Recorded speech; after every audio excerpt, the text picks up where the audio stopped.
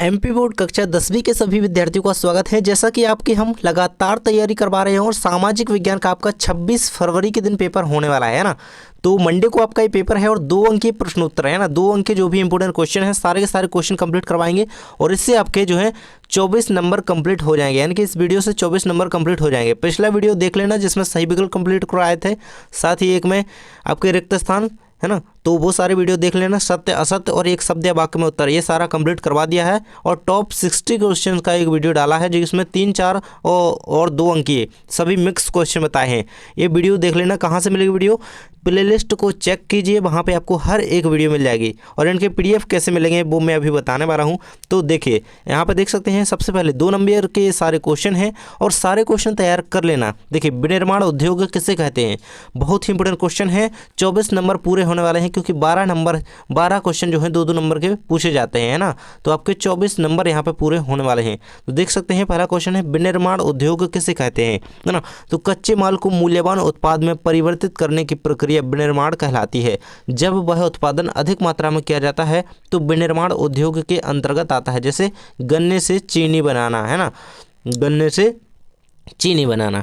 तो कच्चे माल को मूल्यवान उत्पाद में जब परिवर्तित करते हैं ना, कच्चा माल क्या है, गन्ना जो है कच्चा माल है, उसे मूल्यवान बनाना है, यानी कि उससे अगर शक्कर बना दी जाए, चीनी बना दी जाए तो वो एक मूल्यवान जो है उत्पाद बन जाएगा ना। तो यही जो है परिवर्तन की प्रक्रिया क्या है, विनिर्माण कहलाती है।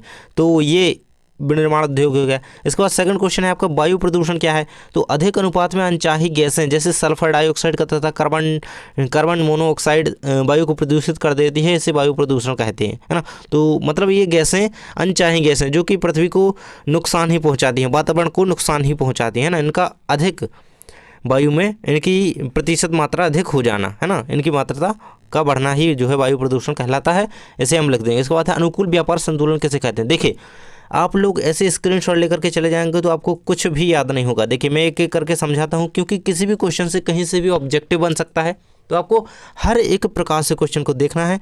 क्योंकि साइंस में मैंने जो क्वेश्चन बताए थे, कई ऑब्जेक्टिव ऐसे हैं जो आपकी थ्योरी से कवर हुए, जो मैंने थ्योरी बताई उसमें से कवर हुए। कई ऐसे आए कि मैंने जो बताए और सीधे के सीधे वही के वही आ गए लिखे लिखे, है ना। तो इसी प्रकार से आपको इसके सारे जो ऑब्जेक्टिव क्वेश्चंस के वीडियो हैं जा करके देख लेना है और ये वीडियो को ध्यान से सुनना है, हर एक क्वेश्चन को ध्यान से सुनना है ताकि आप पूरा कर पाएँ, है ना, आपका हर एक क्वेश्चन क्लियर हो सके। अनुकूल व्यापार क्या है, तो अगर निर्यात मूल्य आयात मूल्य से अधिक, जो क्या है निर्यात मूल्य आयात मूल्य से अधिक हो तो उसे अनुकूल व्यापार जो है कहते हैं, है ना, आपका आंसर रहेगा। इसके बाद जनसंचार के साधन क्या है, इसमें संचार के कौन से साधन सम्मिलित हैं, है ना। तो संचार के साधन जरूर से याद रखिएगा, ऑब्जेक्टिव में कुछ क्वेश्चन बन सकता है। रेडियो समाचार पत्र हो गया, दूरदर्शन हो गया, तो ये संचार के साधन कहलाते हैं, है ना, जनसंचार के साधन कहलाते हैं। ऐसे साधन जिनकी सहायता से एक बड़ी जनसंख्या तक सूचनाओं का जो है प्रसारण किया जा सकता है या सूचनाओं को पहुंचाया जा सकता है अथवा प्रदान किया जाता है, तो वो क्या कहलाता है, जनसंचार के साधन कहलाते हैं। जैसे मोबाइल ही देख लो आप, है ना, रेडियो ही देख लो, समाचार पत्र देख लो, अखबार है ना, और टीवी देख लो, दूरदर्शन, है ना। तो ये क्या है, इनसे सूचनाओं को कहाँ से कहाँ तक, है ना, इतने कम समय में बहुत बड़ी जनसंख्या तक, बहुत बड़ी दूरी तक कितने कम समय में यहाँ पे जन जन तक, है ना, संचारित कर दिया जाता है। तो यही तो जनसंचार है, ये आपका आंसर रहेगा। इसके बाद अगला क्वेश्चन है आपका नीचे दिया गया है, राज्य राजमार्ग किसे कहते हैं। राष्ट्रीय राजमार्ग तो सुना होगा आपने, और राज्य राजमार्ग, है ना, राज्यों की राजधानी को जिला मुख्यालय से जोड़ने वाली सड़कें राज्य राजमार्ग कहलाती हैं, ना। तो ये रहेगा आपका। इसके बाद है आपका, कोलकाता को एक अंतःस्थलीय नदीय पत्तन क्यों कहते हैं। कोलकाता की बात की जाए, कोलकाता को एक अंतःस्थलीय नदीय पत्तन इसलिए कहते हैं क्योंकि यह पत्तन गंगा ब्रह्मपुत्र बेसिन की बृहद व समृद्ध पृष्ठभूमि को सेवाएं प्रदान करता है। देखिए नदीय पत्तन इसलिए कहते हैं क्योंकि गंगा हो गई, ब्रह्मपुत्र, है ना, तो ये सारी नदियां क्या हैं, समृद्ध पृष्ठभूमि है नदियों की, वहाँ पे जो है भाव है। इसके बाद अगला क्वेश्चन है, रेशम मार्ग क्या है। तो रेशम मार्ग ऐसे मार्ग थे जो एशिया के विशाल भागों को परस्पर जोड़ने के साथ ही यूरोप तथा उत्तरी अफ्रीका से जा मिले थे, तो ये रेशम मार्ग कहलाए, है ना। इसके बाद है आपका, वीटो या निषेधाधिकार का अर्थ क्या है। मत का वह अधिकार जिसके सहारे एक ही व्यक्ति सदस्य की असहमति किसी भी प्रस्ताव को खारिज करने का आधार बन जाती है, वीटो या निषेधाधिकार कहलाता है ना। तो आपने देखा होगा कि अगर कोई निर्णय लिया जाता है तो एक सदस्य अगर उस पर असहमति दर्ज कराता है, जताता है, तो वो बात मान्य नहीं होती। लेकिन अगर ऐसा हो जाता है कि कोई फैसला लिया गया है, फिर कोई भी मत का अधिकार है, कोई अधिकार है जिसके सहारे एक सदस्य क्या है, एक सदस्य किसी फैसले को लेकर के संतुष्ट नहीं है और वह उसमें असहमति प्रदान करता है, तो उसके द्वारा प्रस्ताव को खारिज करने का आधार जो बनता है वो वीटो या निषेधाधिकार यहाँ पे कहलाता है। आंसर याद रखेंगे। इसके बाद है गुमास्ता से क्या तात्पर्य है। ईस्ट इंडिया कंपनी द्वारा बुनकरों पर नियंत्रण रखने के लिए नियुक्त वेतनभोगी कर्मचारी को जो है गुमास्ता कहा जाता था, तो ये याद रखिएगा। इसके बाद अगला क्वेश्चन, सूचना प्रौद्योगिकी इंफॉर्मेशन टेक्नोलॉजी क्या है। तो कंप्यूटर और दूरसंचार के सम्मिश्रण पर आधारित माइक्रो इलेक्ट्रॉनिक्स द्वारा मौखिक, चित्रात्मक, मूल पाठ विषयक और संख्या संबंधी सूचना का अर्जन, संसाधन, भंडारण और प्रसार ही सूचना प्रौद्योगिकी है। आंसर याद रखेंगे। इसके बाद है परिवहन कैसे कहा जाता है। तो व्यक्तियों या जीव जंतुओं को किसी माध्यम द्वारा एक स्थान से दूसरे स्थान तक ले जाने की प्रक्रिया जो है परिवहन कहलाती है। तो एक स्थान से मतलब कोई भी वस्तु हो, व्यक्ति हो, जीव जंतु हो, है ना, तो इनको एक स्थान से दूसरे स्थान पर जब ले जाया जाता है तो वो क्या है, परिवहन कहलाता है। तो ये कई प्रकार के हो सकते हैं ना। इसके बाद है आपका आधारभूत उद्योग से आप क्या समझते हैं, उदाहरण से समझाइए। तो आधारभूत उद्योग वे उद्योग हैं जिनके उत्पादन या कच्चे माल पर अन्य दूसरे उद्योग निर्भर या किसी भी देश के लिए अत्यंत महत्वपूर्ण उद्योग होते हैं।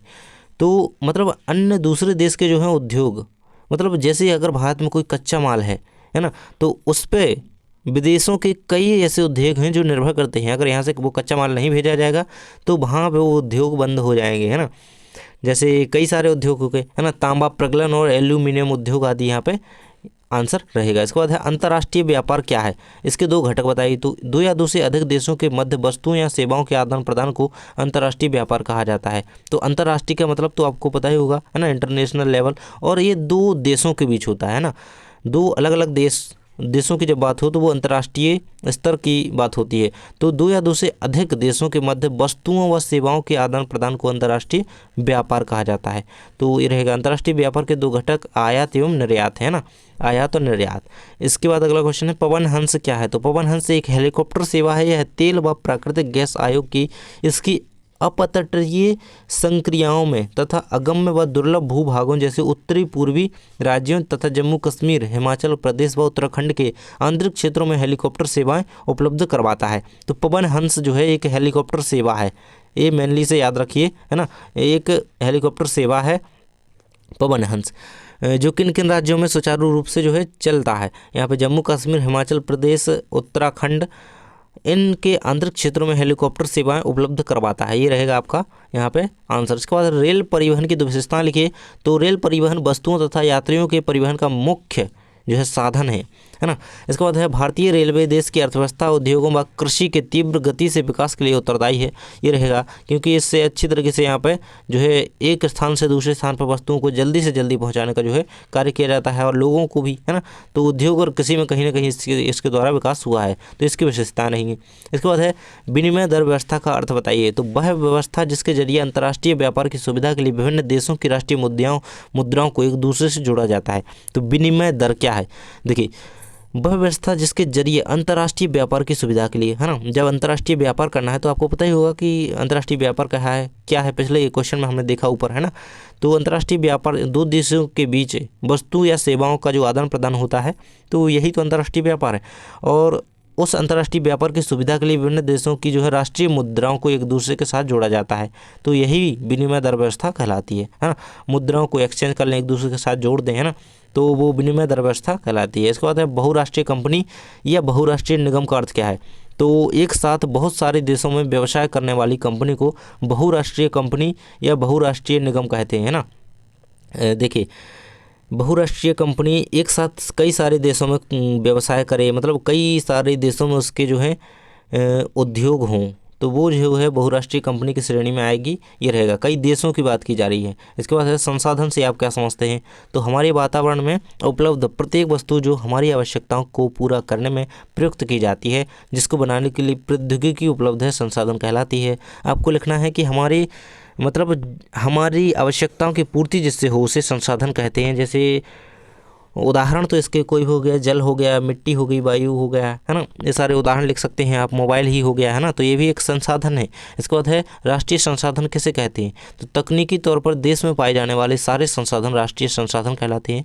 सारे खनिज पदार्थ, जल संसाधन, वन्य जीव, राजनीतिक सीमाओं के अंदर सारी भूमि और 12 समुद्री मील, है ना, 22.2 किलोमीटर तक महासागरीय क्षेत्र, वैसे में पाए जाने वाले संसाधन राष्ट्र की जो है संपदा है। तो यही तो राष्ट्रीय संसाधन है। इसके बाद है आपका सतत पोषणीय आर्थिक विकास क्या है, तो वह विकास जो किस पर्यावरण को बिना नुकसान पहुंचाए हो और वर्तमान विकास की प्रक्रिया भविष्य की पीढ़ियों की आवश्यकता की अवहेलना ना करे, है ना, मतलब जिससे विकास भी सुचारू रूप से चलता रहे और पर्यावरण को नुकसान ना पहुंचे, तो वो सतत पोषणीय आर्थिक विकास कहलाता है ना। यही सतत पोषणीय जो है आर्थिक विकास कहलाएगा, है ना, ताकि अगर हम विकास भी कर रहे हैं तो प्रकृति को कोई नुकसान ना हो, ये सतत पोषणीय आर्थिक विकास रहेगा।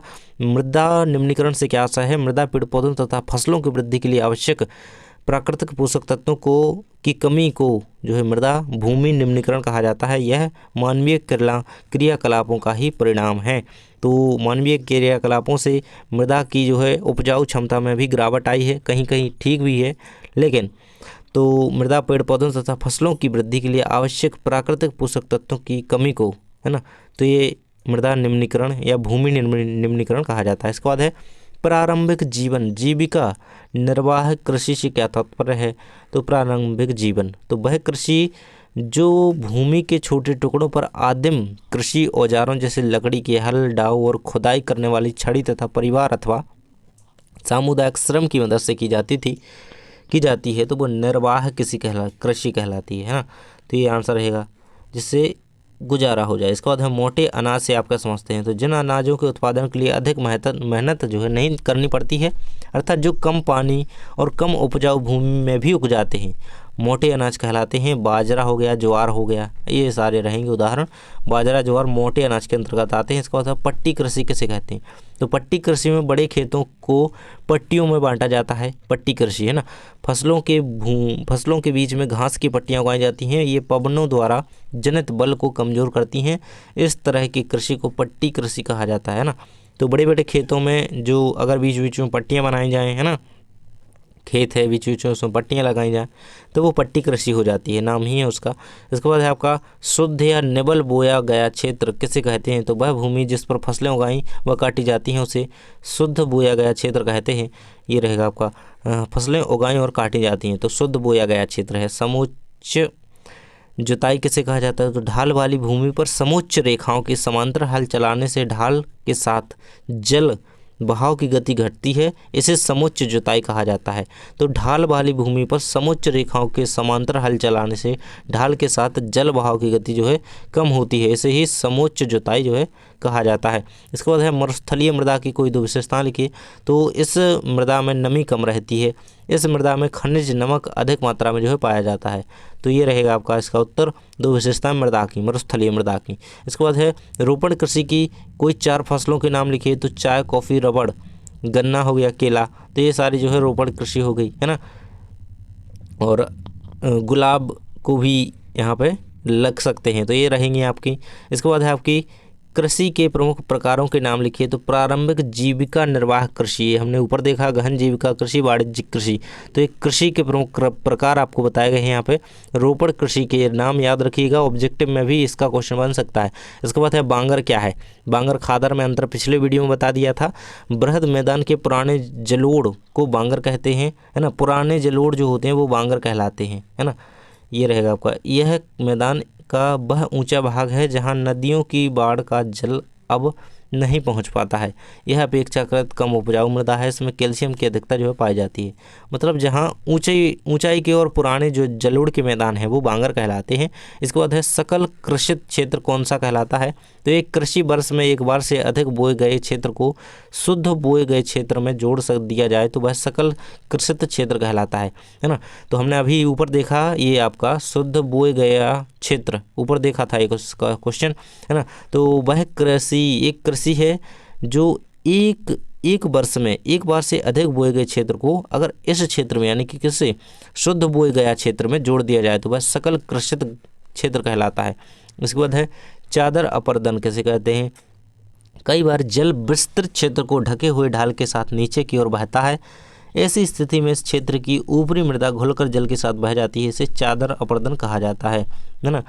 तो चादर अपर्दन या मृदा अपर्दन ही इसे कह सकते हैं, क्योंकि मिट्टी की ऊपरी परत का यहाँ पे एक जगह से दूसरी जगह अवांछित स्थानों पर गिरना ही ये चादर जो है अपर्दन कहलाता है। इसके बाद है बांगर और खादर में अंतर, है ना। पिछले वीडियो में भी ये मैंने बता दिया है, इसमें भी है वो बांगर और खादर। तो देख सकते हैं यह उत्तरी मैदान की उच्च भूमि है जो प्राचीन निक्षेपों से निर्मित है। यह क्या है? यह प्राचीन निक्षेपों से निर्मित उत्तरी भारत की निचली भूमि है। इसमें कंकड़ भी पाए जाते हैं। यह कांप मिट्टी है, इसमें कंकड़ नहीं पाए जाते हैं। ये रहेगा इसका उत्तर। इसके बाद है आपका अगला क्वेश्चन, नगद एवं व्यापारिक फसलों से क्या तात्पर्य है, समझाइए। तो नगद एवं व्यापारिक फसलों से आशय उन फसलों से है जो प्रत्यक्ष रूप से भोजन के लिए उत्पन्न नहीं की जाती हैं। और देखिए, आपको इसका पीडीएफ चाहिए तो आप हमारे चैनल की मेंबरशिप को ज्वाइन कर सकते हैं। नीचे डिस्क्रिप्शन में लिंक दी गई है, उस पर क्लिक करते ही आपके सामने चैनल मेंबरशिप को ज्वाइन करने का जो है ऑप्शन आ जाएगा। वहाँ पर आप जैसे ही ज्वाइन करते हैं आपको पीडीएफ मेंबर ओनली पोस्ट के माध्यम से जो है पीडीएफ प्रोवाइड करा दिया जाएगा, है ना। तो चैनल की मेंबरशिप ज्वाइन करें और पीडीएफ पाएँ। इसके बाद अगला क्वेश्चन है आपका, यहाँ पे ये देख ही रहे थे हम, फसलों व्यापारिक या नगद फसलों से आशय उन फसलों से है जो प्रत्यक्ष रूप से भोजन के लिए उत्पन्न नहीं की जाती हैं किंतु उन्हें बेचकर नगद राशि प्राप्त की जाती है। इन्हें कपास, चाय, कॉफ़ी, तिलहन, सोयाबीन, गन्ना, तंबाकू, रबर आदि, है ना। तो नगद फसलें, है ना, यानी कि जो खाने के लिए उत्पन्न नहीं की जाती, मतलब किसान उगाता है किस लिए कि हम इसे बेच करके जो है तुरंत पैसा ले सकें, है ना, व्यापार कर सकें। इससे व्यापारिक फसल तभी इसे कहा जा रहा है। जो कपास होता है ना, उसका हम घर पे क्या ही भोजन करेंगे, तो उसे बेच करके क्या है नगद पैसे हमें मिल जाते हैं और इससे हम व्यापार कर सकते हैं। तो ये व्यापारिक फसलें कहलाती हैं। चाय, कॉफ़ी हो गया, है ना, तो ये कहलाती हैं यहाँ पे व्यापारिक या नगद फसलें। ये रहेंगे आपका आंसर। इसके बाद है डिजिटल भारत कार्यक्रम क्या है? तो डिजिटल भारत ज्ञान आधारित परिवर्तन के लिए भारत को तैयार करने के लिए एक विशाल कार्यक्रम है। डिजिटल भारत कार्यक्रम का मुख्य उद्देश्य आईटी, भारतीय प्रतिभा, आईटी, सूचना प्रौद्योगिकी, आईटी कल का भारत, है ना, में होने वाली परिवर्तन को समझना है और तकनीक को केंद्र में रखकर बदलाव लाना है। तो डिजिटल भारत कहीं ना कहीं भारत के विकास की ओर विकास को लेकर के चलाया गया एक कार्यक्रम है। तो एक बड़ा कार्यक्रम है, इसे देख लेंगे। इसके बाद है जूट को सुनहरा रेशा क्यों कहा जाता है? तो जूट को उसके चमकीले सुनहरे रंग के कारण जो है सुनहरा रेशा कहा जाता है। जूट क्या होता है? गोल्डन टाइप होता है और मतलब सुनहरा रेशा इसलिए इसे कहा जाता है। चमकीला होगा तो सुनहरा रेशा होगा, है ना। इसके बाद है आपका विनिर्माण उद्योगों की कोई दो विशेषताएं लिखी है। तो विनिर्माण उद्योग तो हम देख ही लिए थे, है ना, गन्ने से क्या चीनी बनाना, ये विनिर्माण है ना। किसी कच्चे माल से जो है उसे मूल्यवान वस्तु या उत्पाद में बदलना ही जो है क्या कहलाता है? विनिर्माण उद्योग कहलाता है। रोजगार है, रोजगार विनिर्माण उद्योग बहुत बड़ी संख्या में कुशल तथा अकुशल श्रमिकों को रोजगार देने का प्रमुख साधन है और प्रमुख साधनों का समुचित दोहन। देश में उद्योग के विकास के साथ बड़ी मात्रा में प्राकृतिक संसाधनों का समुचित दोहन संभव हो गया है। तो इसकी दो उपयोगिताएं रहेंगी, यानी कि लोगों को रोजगार मिलेगा, है ना, श्रमिकों को रोजगार मिलेगा और संसाधन का समुचित दोहन जो है संभव हो जाएगा इसके दौरान। इसके बाद उपभोक्ता उद्योग किसे कहते हैं? उपभोक्ता उद्योग वे उद्योग हैं जो एक बड़े पैमाने पर लोगों के उपभोग के लिए माल तैयार करते हैं। उदाहरण चीनी उद्योग, है ना। तो चीनी की ज़रूरत तो हर एक घर में यहाँ पे है, तो यही उपभोक्ता उद्योग कहलाते हैं। ये केवल एक ही उदाहरण नहीं है और कई सारे ऐसे अन्य उदाहरण भी हो सकते हैं, है ना। इसके बाद आपका अगला है मारमागाओ पत्तन देश का महत्वपूर्ण पत्तन क्यों है? तो मारमागाओ पत्तन के बारे में देख लेते हैं। लौह अयस्क के निर्यात के संदर्भ में मारमागाओ पत्तन देश का महत्वपूर्ण पत्तन है। यहाँ देश के कुल निर्यात का आधा लौह अयस्क निर्यात किया जाता है। तो यहाँ पे देखिए लौह अयस्क का प्रमुख निर्यात केंद्र है कौन? मारमागाओ पत्तन। तो ये याद रखिएगा, ऑब्जेक्टिव में क्वेश्चन अगर बने तो याद रखिएगा। इसके बाद है स्वर्णिम चतुर्भुज महाराजमार्ग क्या है? तो स्वर्णिम चतुर्भुज महाराजमार्ग दिल्ली, कोलकाता, चेन्नई, मुंबई व दिल्ली को जोड़ने वाली 6 लेन वाली महाराजमार्गों की सड़क परियोजना है। तो इसे स्वर्णिम चतुर्भुज कहा जाता है। किन किन नगरों को जोड़ती है? तो दिल्ली, कोलकाता, चेन्नई, मुंबई व दिल्ली, है ना। तो इनको जोड़ने वाली ये जो सड़क परियोजना है इसे ही यहाँ पर स्वर्णिम चतुर्भुज कहा गया है। इसमें 2 गलियारे प्रस्तुत हैं, है ना। तो उत्तर दक्षिण में क्या है? गलियारा जो श्रीनगर को कन्याकुमारी से जोड़ता है तथा पूर्व पश्चिम में गलियारा जो सिलचर और पोरबंदर को जोड़ता है ना। तो देखिए पूरे भारत को मतलब ये स्वर्णिम चतुर्भुज जो है जोड़ रहा है। इसके बाद है आपका पाइपलाइन परिवहन से किन वस्तुओं का परिवहन किया जाता है। तो पाइपलाइन परिवहन से पेट्रोलियम उत्पाद, कच्चा तेल, प्राकृतिक गैस और ठोस पदार्थों को तरल अवस्था में परिवर्तित करके परिवहन किया जाता है। तो यहाँ पे आप देख ही सकते हैं कि जो पाइपलाइन बिछी होती हैं शहरों में हो गई, कहीं से भी निकली है पाइपलाइन, तो उनमें अधिकतर आपको पता होगा कच्चा तेल हो गया है ना, गैस हो गई है ना, तो ये सारा ही उसमें जो है परिवहन किया जाता है, उनका ही परिवहन उसमें जो है किया जाता है। तो ये रहेगा इसका आंसर। इसके बाद है आपका हायर परचेज व्यवस्था क्या थी। तो हायर परचेज व्यवस्था एक ऐसी व्यवस्था थी जिसमें खरीदार कर्जे पर वस्तुएं खरीदते थे और उनकी कीमत साप्ताहिक या मासिक किस्तों पर चुकाई जाती थी। इसके बाद है आपका स्पिनिंग जेनी से क्या तात्पर्य है। स्पिनिंग जेनी कताई करने की मशीन थी जिसे 1764 में जेम्स हरग्रीव्स द्वारा बनाया गया था। इस मशीन से कताई की प्रक्रिया तेज हो गई एवं मजदूरों की मांग घट गई। एक ही पहिया घुमाने वाला एक मजदूर बहुत सारी तकलियों को घुमा देता था और इससे एक साथ कई धागे बनने लगते थे, है ना, यही स्पिनिंग जेनी यहाँ पे है। इसके बाद है अगला क्वेश्चन, गुमास्ता के महत्वपूर्ण 2 कार्य बताइए। तो बुनकरों पर निगरानी रखना, है ना, जैसे अभी बताया था मैंने, ऊपर क्वेश्चन था कपड़ों की गुणवत्ता जांचना, है ना, तो ये रहेगा आपका। इसके बाद अगला क्वेश्चन है आपका, इंग्लैंड में सस्ती किताबों को किस नाम से जाना जाता था। तो इंग्लैंड में सस्ती किताबों को पेनी चैप बुक्स या 1 पैसिया कहा जाता था। इन सस्ती किताबों को गरीब लोग भी पढ़ सकते थे, ये रहेगा इसका उत्तर। इसके बाद है वुड ब्लॉक क्या था एवं किस देश से संबंधित था। तो वुड ब्लॉक काठ की तख्ती, छपाई की तकनीक है और यह चीन से संबंधित है ना, छपाई की तकनीक है एक प्रकार से, है ना, वुड ब्लॉक, है ना, काठ की तख्ती जिसे हिंदी में कह सकते हैं। इसके बाद है प्रिंटिंग प्रेस के आविष्कारक कौन थे एवं कहाँ के थे। छपाई की मशीन, ये प्रिंटिंग से ही संबंधित है, यहाँ पर देख सकते हैं। इसके बाद है प्रिंटिंग प्रेस के आविष्कारक कौन थे एवं कहाँ के थे। तो प्रिंटिंग प्रेस के आविष्कारक जो थे योहान गुटेनबर्ग थे, वे जर्मनी के स्ट्रेसबर्ग के रहने वाले थे, है ना। तो प्रिंटिंग प्रेस के जो आविष्कारक थे इनका नाम याद रखिएगा यहाँ पे, योहान गुटेनबर्ग, वो जर्मनी के थे, और स्टेनबर्ग, जर्मनी स्टेनबर्ग में यहाँ पे रहते थे।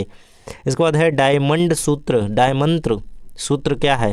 तो जापान की सबसे पुरानी 868 ईस्वी में छपी पुस्तक डायमंड सूत्र है, जिसमें पाठ के साथ साथ काठ पर खुदे चित्र भी हैं। तो ये डायमंत्र सूत्र है, काफ़ी पुरानी है ये डायमंत्र सूत्र पुस्तक, है ना। इसके बाद है आपका प्राथमिक क्षेत्र क्रियाएं, है ना, प्राथमिक क्षेत्र क्रियाएं या गतिविधियां जो हैं क्या हैं। तो जब हम प्राकृतिक संसाधनों का प्रयोग करके किसी वस्तु का उत्पादन करते हैं तो इसे प्राथमिक क्षेत्रक या कृषि एवं सहायता क्षेत्रक क्रियाएं या गतिविधियां कहा जाता है। प्राथमिक क्षेत्रक में कृषि, मत्स्य पालन, पशुपालन, खनन, वन उत्पादन आदि आते हैं। ये क्वेश्चन कल भी कंप्लीट करवाया था, यहाँ पर देख सकते हैं। प्राथमिक क्षेत्र के अंतर्गत कृषि आती है और प्रच्छन्न बेरोजगारी भी कृषि में यानी कि प्राथमिक क्षेत्र के अंतर्गत ही आती है।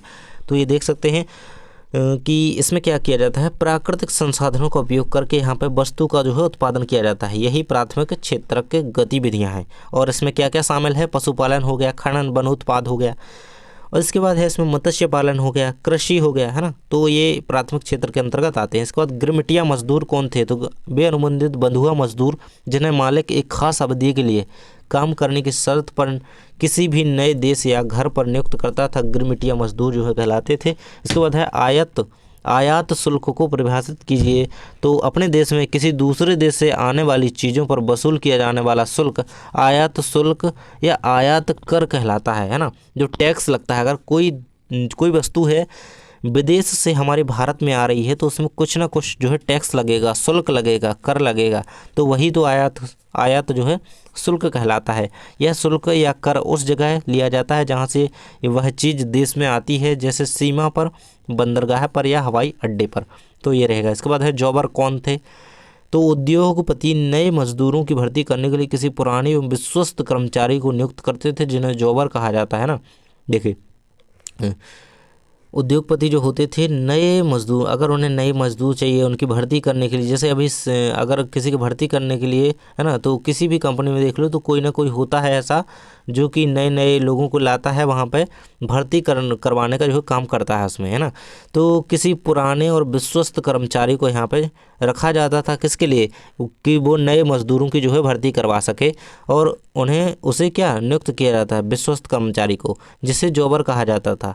तो अक्सर अपने गांव से लोगों को काम करवाने के लिए लाता था, है ना। तो अपने परिचय के लोग हर कोई लगवा देता है, तो यही इसमें यहाँ पे कहा जा रहा है। इसके बाद है कॉर्डिंग से क्या आशा है, तो वह प्रक्रिया है जिसमें कपास या ऊन आदि रेशों को कताई के लिए तैयार किया जाता है, कॉर्डिंग कहलाती है ना। कपास या ऊन को रेशों को कताई के लिए अगर तैयार किया जाए तो ये प्रक्रिया है जो कॉर्डिंग कहलाती है। इसके बाद है प्रोटेस्टेंट धर्म सुधार क्या है, तो देख सकते हैं 16वीं सदी यूरोप में रोमन कैथोलिक चर्च के विरुद्ध चलाया गया सुधार आंदोलन प्रोटेस्टेंट धर्म सुधार कहलाता है। इस आंदोलन में कैथोलिक ईसाई मत के विरोध में कई धाराएं निकली।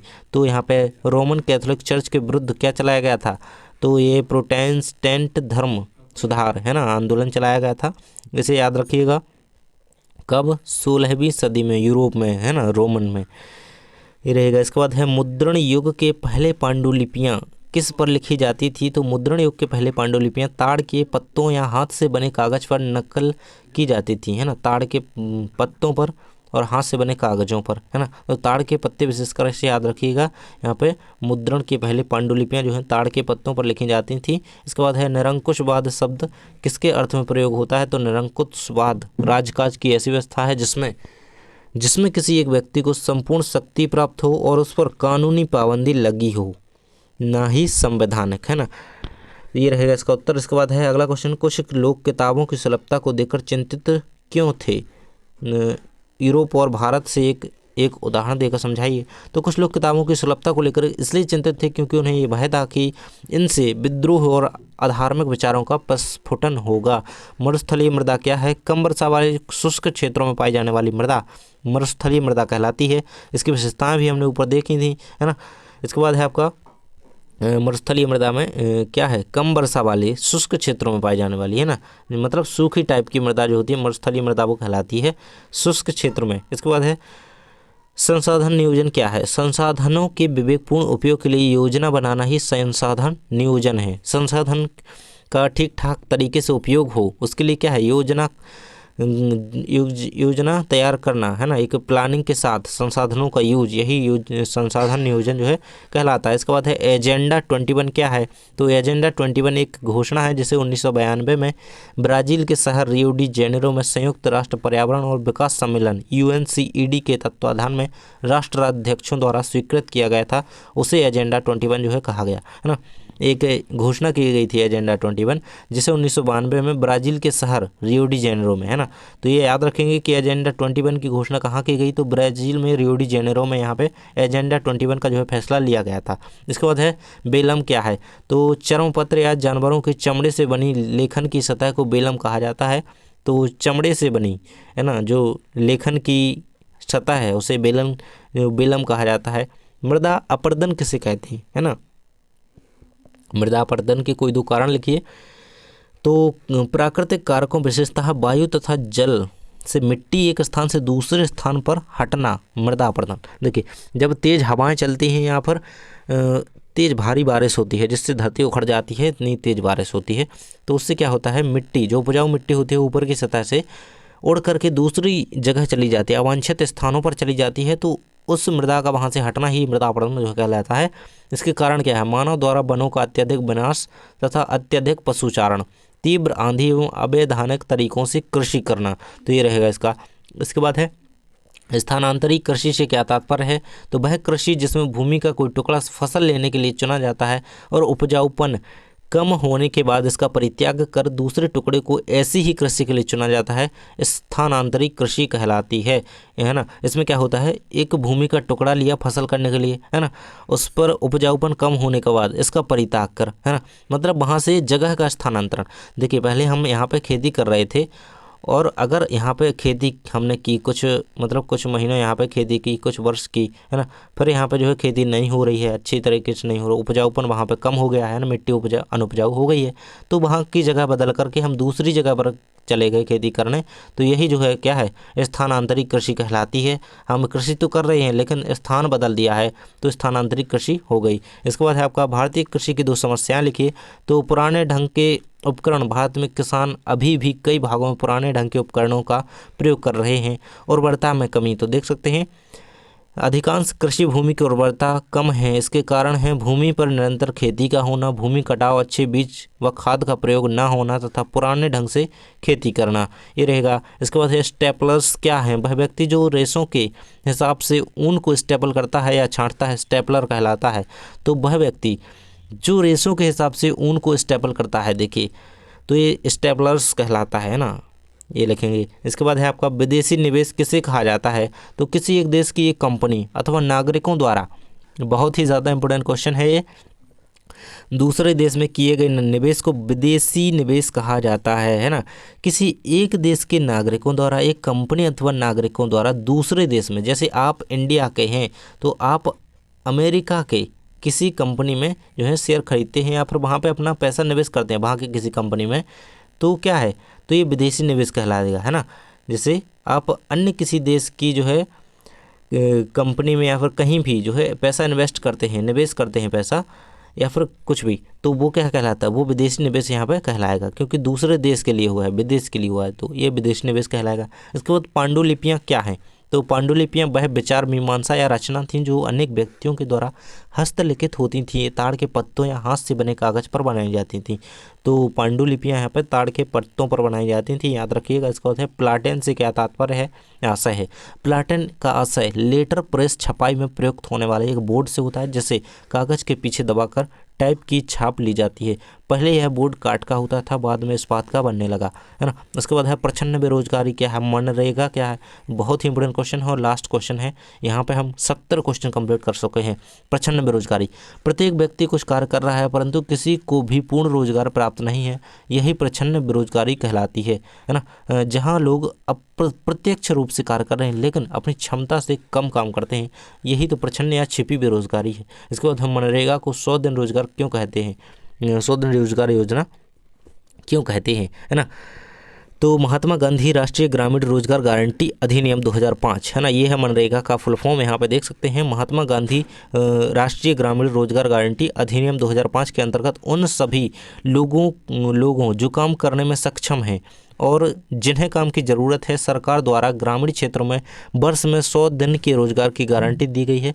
इस कारण मनरेगा को 100 दिन का रोजगार योजना कहते हैं, यानी कि हर वर्ष 100 दिन का रोजगार व्यक्ति को दिया जाएगा और सरकार ने इसकी गारंटी ली है, इसलिए इसको यहाँ पर रोजगार गारंटी योजना कहा जाता है ना। तो ये रहेगा आपका।